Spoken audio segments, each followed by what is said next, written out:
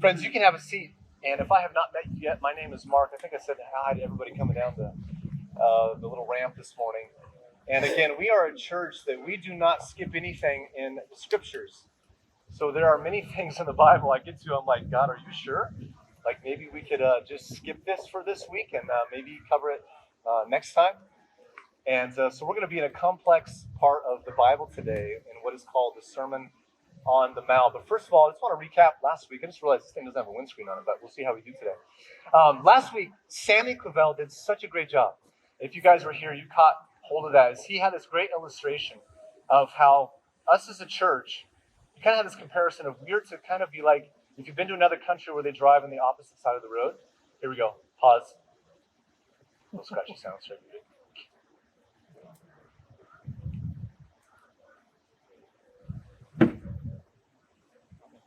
Give it up for Caleb, you guys. I love my sound.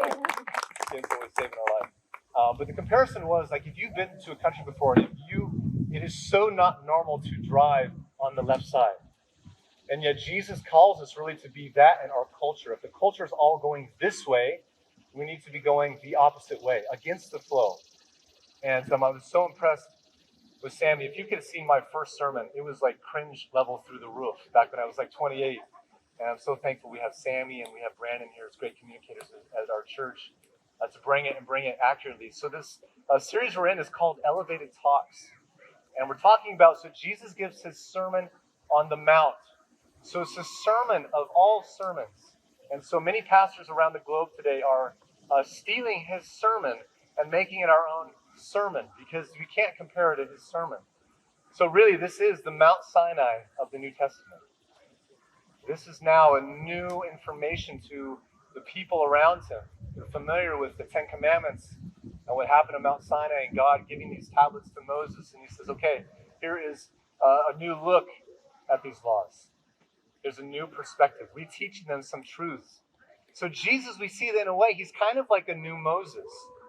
So he steps in as we see God is working so hard to free the Israelites, his people, in this Exodus.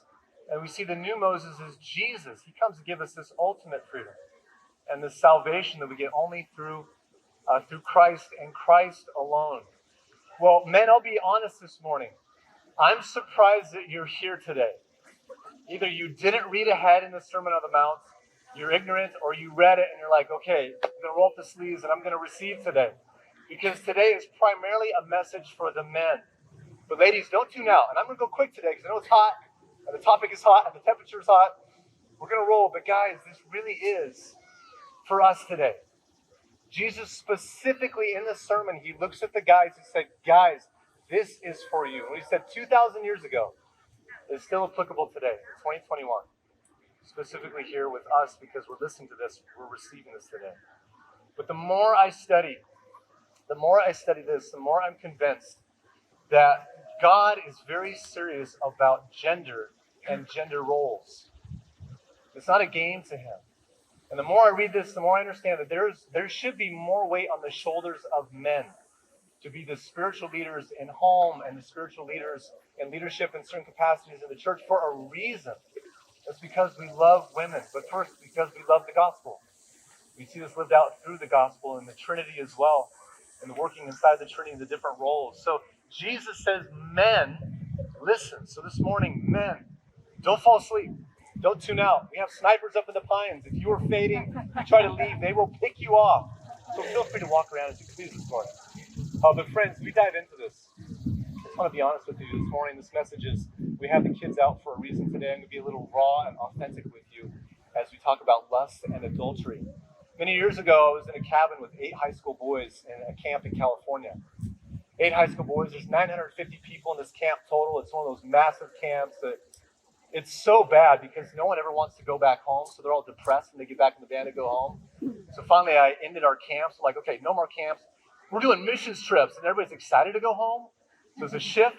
But sitting in this cabin with these 8 boys, after a night of worship, we had some confession moments. We came back into the cabin. We had a foot washing in the cabin. As we did this, we had the boys confess. 8 out of 8 boys said that they were addicted to pornography. 8 out of 8. I'm sitting there as a leader in the cabin. These are sons of ministry leaders. These are sons of staff members in the church I'm leading in. 8 out of 8. I'm thinking, if they are hooked, what does it say about the rest of the world? What does it say? I say, guys, and one of the guys is she's trying to justify it. He's like, well, my dad says it's okay. It's natural to view these things.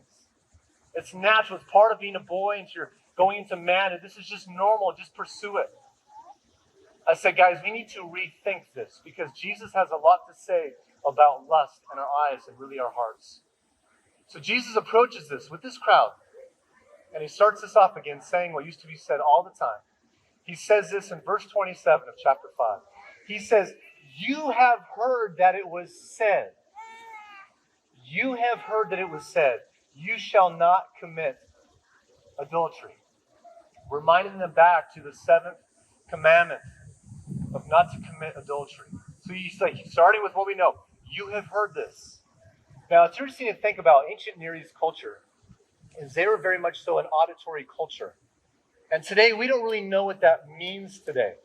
In 2021, we struggle with using these. We're very much a visual culture today. We like to see things. But back then in the ancient Near East, it was so typical to have what they call oral tradition of passing on stories. So the family would sit around with grandpa, grandma, and they would listen to the stories, and they would have to memorize. They didn't have some sort of visuals. Yes, they had writing. There's these difficult methods to write, but it was primarily an auditory culture. So they would listen.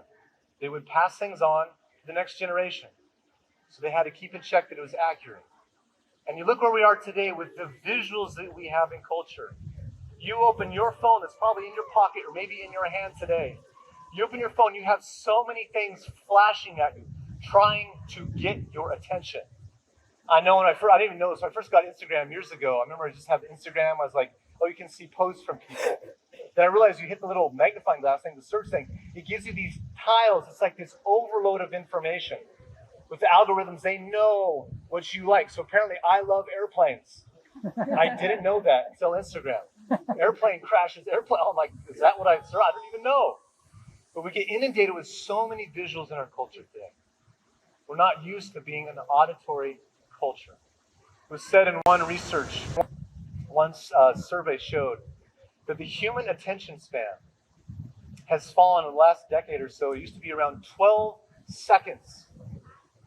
12 seconds you can hold someone's attention, and then the natural human response is to fade off.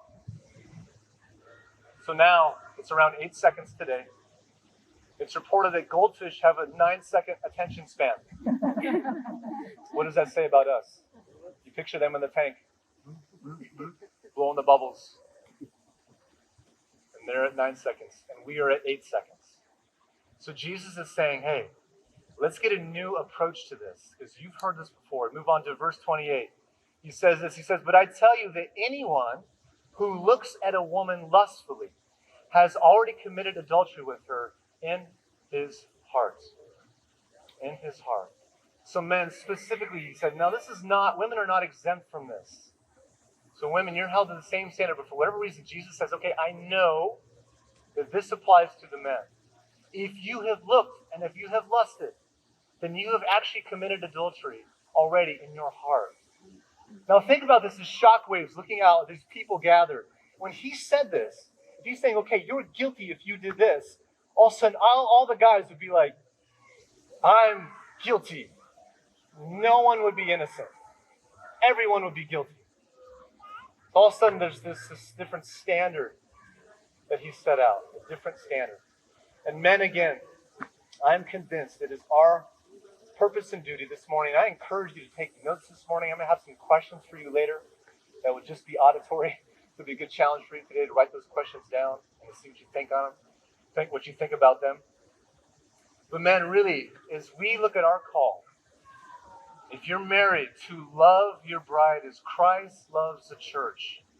This means that we are called to physically lay down our life for our wife.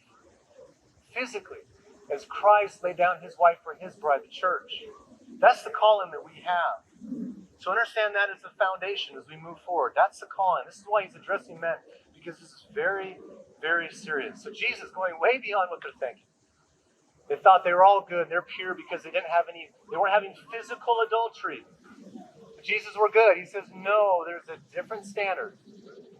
A different standard. So for them, it's easy for us even today to point fingers. Maybe this morning you're thinking of someone. Maybe you've heard of another husband or another guy or a friend or that relative. It's easy to point to someone that you know that has committed adultery and say, guilty. But Jesus is saying, hey, take those fingers and curl them in. It's the person you see in the mirror now is equally as guilty. If you have lusted, you are guilty. Well, ladies and gentlemen, we know this, but I just want to reaffirm this with us. Men are very visual. Women are very visual as well, but men, there's just a different tick of when it comes to being a visually driven person. Emory University Health Science Center 2004 did this. They did this research. They had 14 men and 14 women. 14 men and 14 women from different walks of life. And they had it was for 30 minutes, they had arousing images in front of them. And so they all admitted that it was very arousing, but the fMRI, so it was a functional MRI, showed that there was much more brain activity in the minds of the men compared to the women. Now you can say, well, God, why did you do that? But it's part of his design. We are just made to be more visual. Hand-eye coordination. He's saying is most of the pilots that we know are generally men. For whatever it is, just something he's given us to be visual, to be a blessing. It can also be a curse in the culture we live in today. So men, being visual, is telling this to the guys. You guys, if you have looked and if you have lusted, you have committed adultery in your heart. Then we move on to verse 29. Now, things get even more serious. Jesus says this. He says, if your right eye, just realized I have my sunglasses on. If your right eye causes you to stumble, gouge it out and throw it away. Gouge it out and throw it away. It is better for you to lose one part of your body than for your whole body to be thrown into hell. Jesus, what are you saying? Now, church, hear me. If you apply this, and you show up to church next week, so there's like every guy's missing their right eye, I know how your week went. So don't do this. So hyperbole is what Jesus is using here. If you're familiar with this, it's not literal language. He's using an exaggeration to show the weight of what it is to lust in this context. He's saying, hey, it's better to gouge out your eye and throw it away. So now he really got their attention. And our one thing for you today is this, friends. If you want to write this down, I encourage you to. It is time for a new approach in fighting sin. It is time for a new approach in fighting sin. So now Jesus says, okay, there's extreme measures that need to be taken if you are struggling in sin. Now, he's saying in a way, we need to get violent about sin. Hyperbole, violent, in other words, get a different perspective and a view.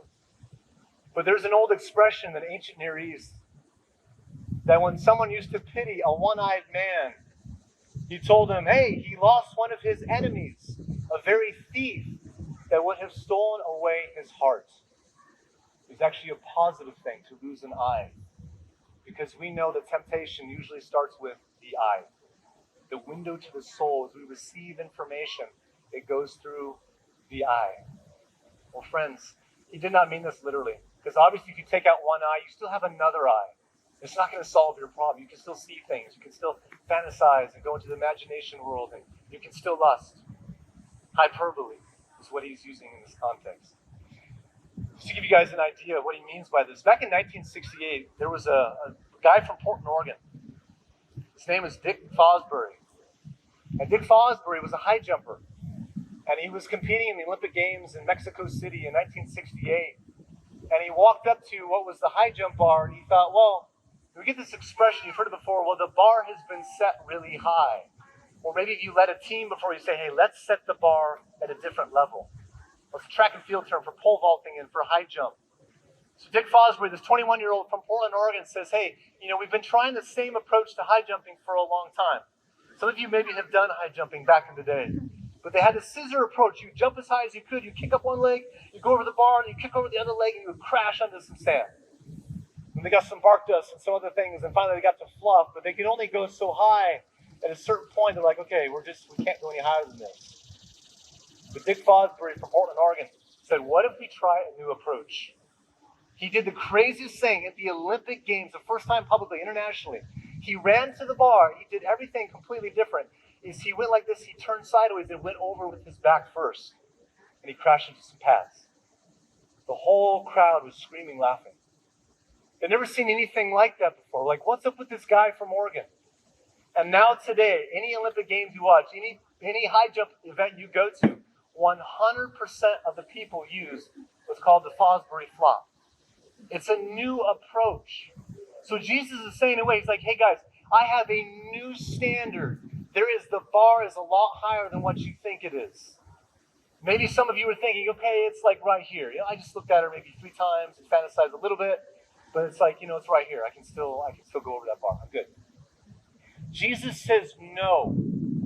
If you have looked and if you have lusted, you have committed adultery in your heart.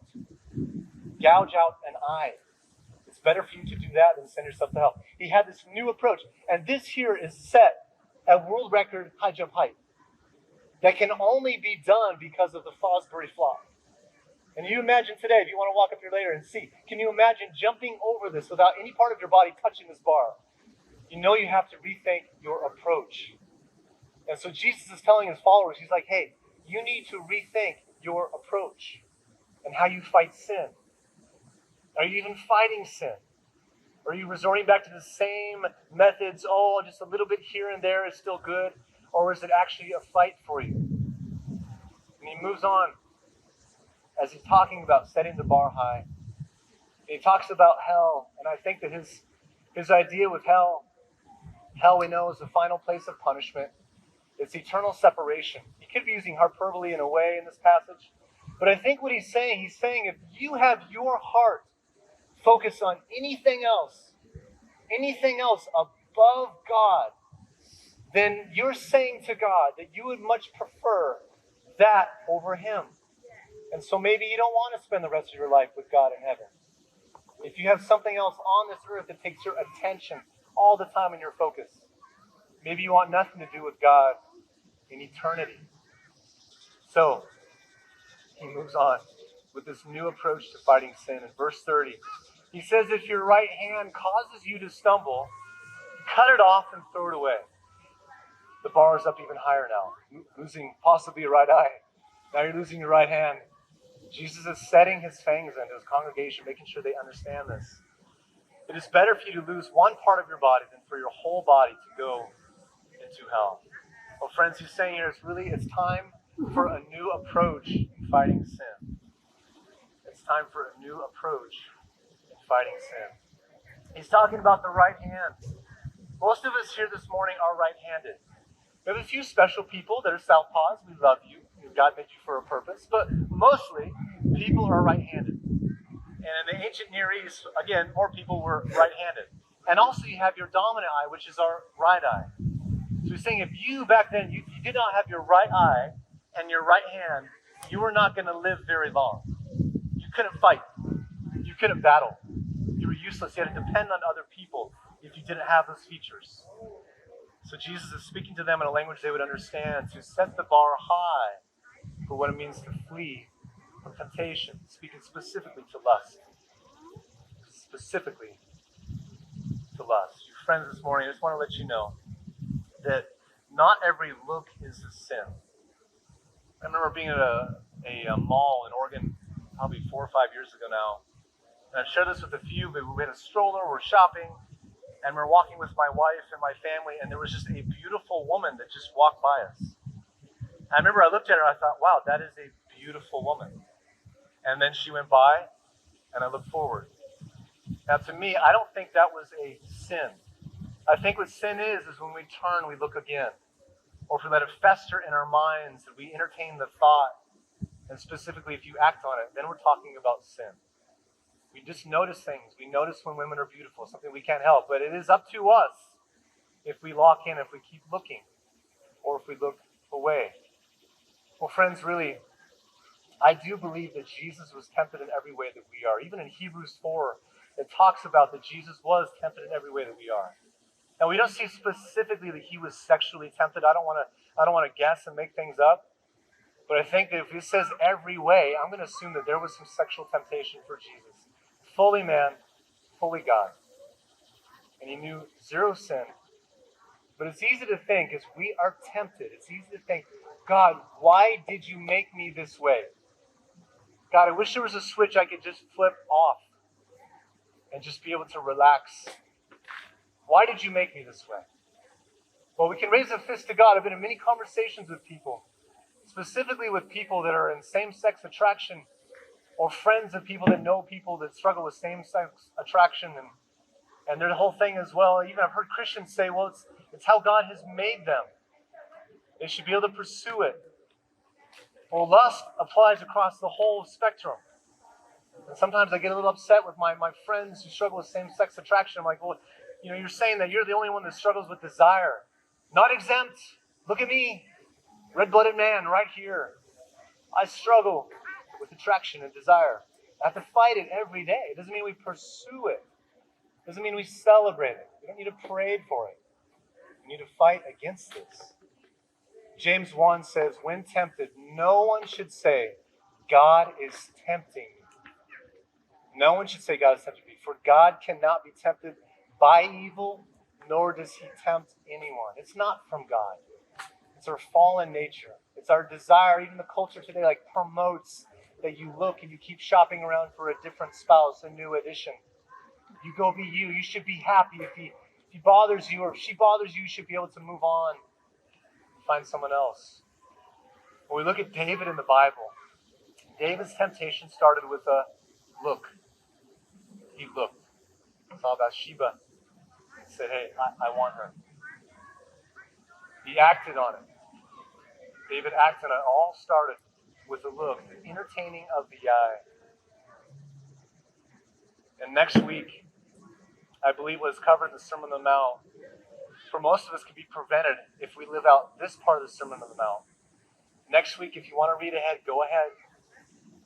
Show up to church next week ready for another one in the deep end.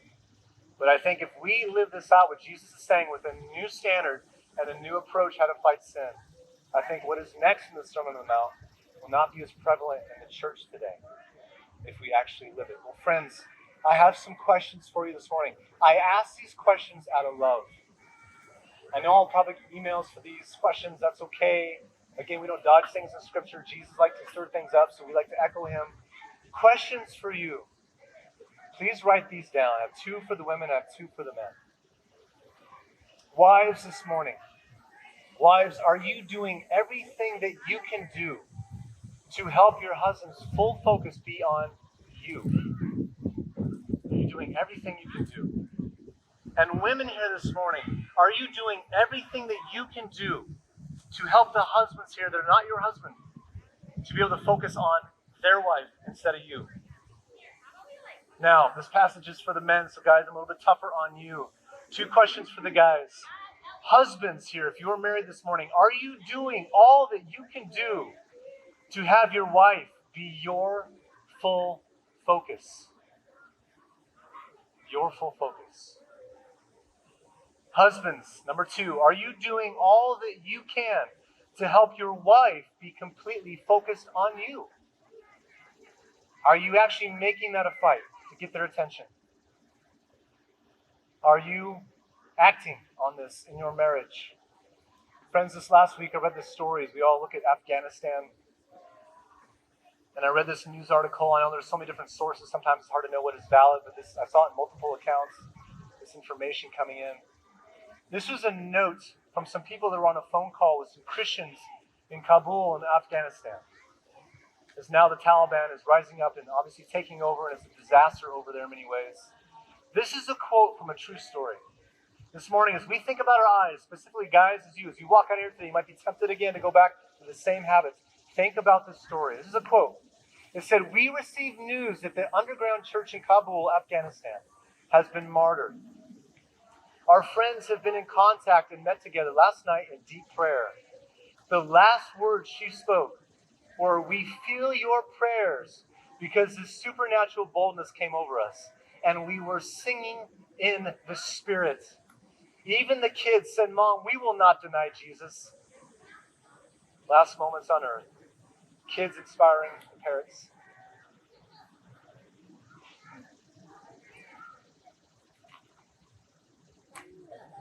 As they were on the phone, they heard the screaming and they heard gunshots as his family was killed by the Taliban. And they say this in closing. The friends that were on the phone with them said, God is so powerful. They went to be with the Creator and they went filled with joy. Their focus was on what matters. Friends, this is a season for us to get in the game, to rethink our approach to fighting sin. In Romans, it says we are supposed to flee from sexual immorality. And some of you have done everything but fleeing. You actually flee towards it. Because we're in a culture that almost condones it and says, you do this, it makes you feel good. Now we're supposed to flee from this. And friends, in closing, Hebrews 12 says this. We think about where we fix our eyes. We think about the power of the eye. It says this in Hebrews 12, fixing our eyes on Jesus, the pioneer and perfecter of our faith. For the joy set before him, he endured the cross, scorning its shame, and he sat down at the right hand of the throne of God. Friends, this is the time for our eyes to be focused on the cross and the cross alone. Not these distractions from media, not distractions from the world, but focused on the cross. It is time for us to find a new approach in fighting sin. Now, friends, if you have not signed up for a small group, I know almost all of them are full. My wife and I are going to lead one with Mark and Niani. If you want to get in one on Tuesday nights, come talk to Brandon or David Scanlon. They'll figure out how to get you guys in. We want to make sure you have accountability. We have people that can pray for you and go to battle for you. That's why we meet here as a church, because we don't want to fight these battles alone. Well, friends, maybe you don't understand what this whole cross thing means. We talk about it often in church context. The beauty of the cross is like, hey, we struggle. We fail in our sins all the time. And Jesus really has set a bar so high that we actually can't jump over it by ourselves, no matter what approach you use. And then God said, hey, I'm going to send my son Jesus to die on the cross for you and to pave a way for you to be forgiven because of what Jesus has done. And to receive that, you just have to believe. It's just a gift of grace that Jesus offers. It's only through him. And this morning, if you've never placed your faith in Jesus, then you don't even probably know how to fight any of these battles. So church leaders, we would love to pray with you. Find me later. I would love to pray with you for whatever battle you're going through. And as the band comes up now to close this one more song, we're going to go into a time of communion where we get to focus solely on the work of the cross and what Jesus has done for us. But friends, let me pray for us so we can have a new approach in how we fight sin. Because this is time more than ever to get a new approach. Just pray with me. Jesus, thank you so much for this passage, God. And I know there are people here today battling. There are people here today that will be tempted as they go home. Jesus, give us the mind of you. We want to think about you. We want to focus our eyes on you, not the things of the world, God. It is not worth it to forfeit eternity with you, to choose these stupid things from the world that lure us in. Jesus, help the men here today to battle and battle well. Help them to be able to think of a new approach. Maybe that means to get rid of the phone. Maybe that means to get some sort of new guard on the phone that will help them have their full focus be on their wife. Because Jesus, we want to be like you. We want to be pure and holy and set apart. So God, I thank you so much for today. Jesus, I pray this in your name. Amen.